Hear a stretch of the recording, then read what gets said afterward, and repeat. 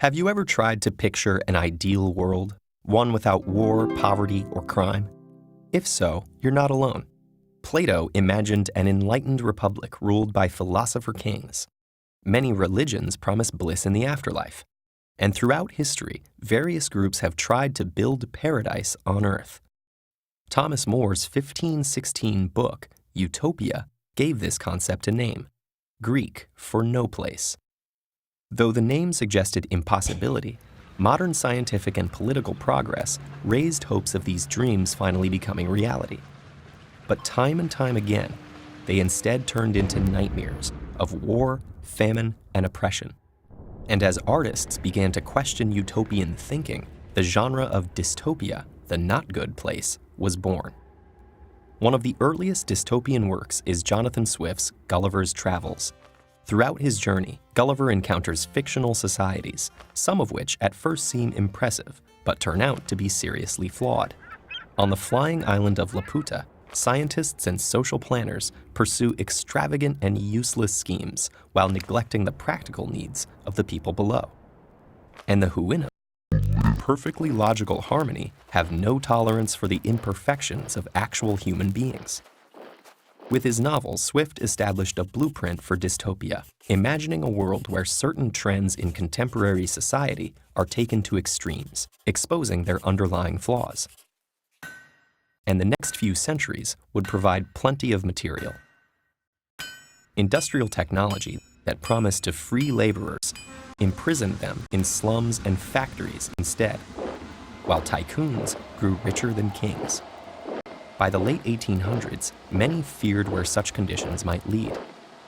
H.G. Wells' The Time Machine imagined upper classes and workers evolving into separate species, while Jack London's The Iron Heel portrayed a tyrannical oligarchy ruling over impoverished masses. The new century brought more exciting and terrifying changes.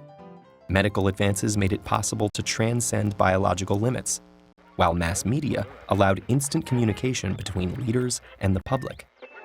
In Aldous Huxley's Brave New World, citizens are genetically engineered and conditioned to perform their social roles. While propaganda and drugs keep the society happy, it's clear some crucial human element is lost. But the best-known dystopias were not imaginary at all. As Europe suffered unprecedented industrial warfare, new political movements took power.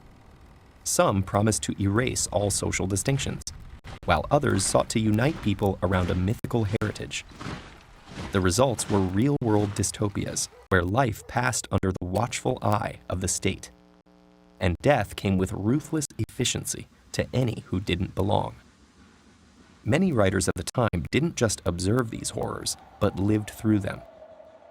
In his novel We, Soviet writer Yevgeny Zamyatin described a future where free will and individuality were eliminated. Banned in the USSR, the book inspired authors like George Orwell, who fought on the front lines against both fascism and communism. While his novel Animal Farm directly mocked the Soviet regime, the classic 1984 was a broader critique of totalitarianism, media, and language. And in the USA, Sinclair Lewis's It Can't Happen Here envisioned how easily democracy gave way to fascism.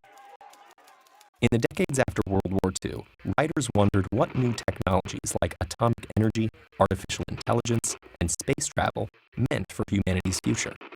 Contrasting with popular visions of shining progress, dystopian science fiction expanded to films, comics, and games. Robots turned against their creators, while TV screens broadcast deadly mass entertainment. Workers toiled in space colonies above an Earth of depleted resources and overpopulated, crime-plagued cities. Yet politics was never far away. Works like Dr. Strangelove and Watchmen explored the real threat of nuclear war, while V for Vendetta and The Handmaid's Tale warned how easily our rights could disappear in a crisis. And today's dystopian fiction continues to reflect modern anxieties about inequality, climate change, government power, and global epidemics. So why bother with all this pessimism? Because at their heart, dystopias are cautionary tales, not about some particular government or technology, but the very idea that humanity can be molded into an ideal shape. Think back to the perfect world you imagined. Did you also imagine what it would take to achieve? How would you make people cooperate? And how would you make sure it lasted? Now take another look. Does that world still seem perfect?